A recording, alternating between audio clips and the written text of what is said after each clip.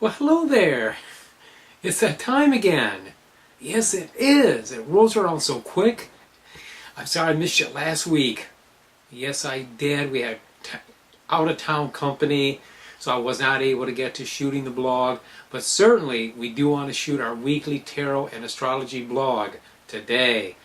This is the 25th of February of 2018.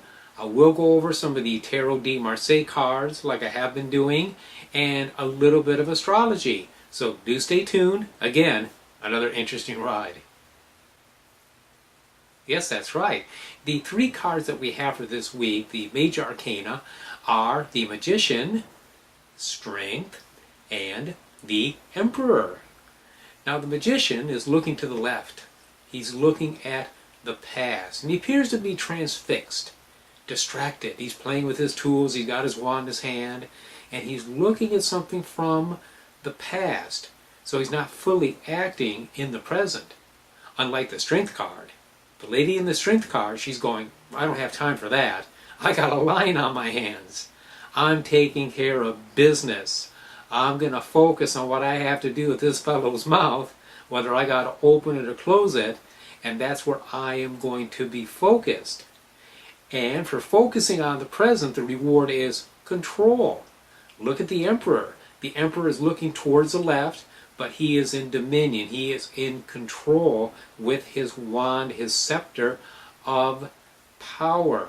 So, focusing on the present gives us power, gives us dominion, balances things the way that they need to be at this time in our lives. And if we look at the minor arcana, they fit in with this very, very well, as we'll see.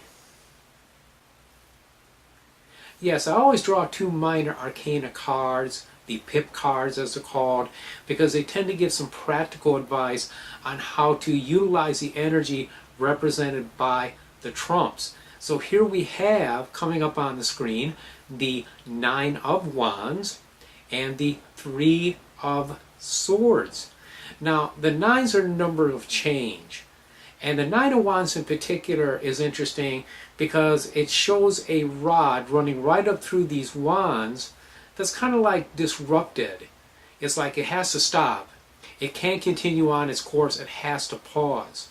And so it is with us too. We may have had to pause dealing with something from the past, but now it's time to really apply ourselves into the present as we have reassembled our energies, absorb that interruption. Now we can go ahead and easily pierce the veil as we see in the Three of Swords, because that sword is going right up through the top of that veil, right through that top structure, and it's unimpeded. It's relatively easy to manifest that. It's releasing a lot of pent-up energy. And that's what we can do this week. Now, as far as the astrology goes, there's not an awful lot. We have a full moon coming up on Thursday. Okay, full moons are the completion of the cycle of waxing. Okay, the moon getting bigger. I don't generally do magic on the night of the full moon. Some of you do. I don't. But after the full moon, energy is waning. The moon is waning, and so it's a good time for getting rid of things, banishing situations, banishing energies, even banishing people. Whatever you got to do, banish, banish, banish. The sun, by the way, did last week enter into the sign of Pisces. We didn't get to cover that because, again, I didn't shoot last week, but that's basically where we're at. Other than that, there's no real good aspects that I want to talk about. Nothing corresponding to the proper planetary day, planetary ruler. So we'll just go ahead and let go of that. But know that this is a time when the energies are coming up full cycle, and then it's going to release. That fits back into with our tarot theme. Well, there you go. There is your weekly dose of tarot and astrology. I do thank you so much for tuning in and watching. Appreciate your support. Till I see you next week, many, many blessings.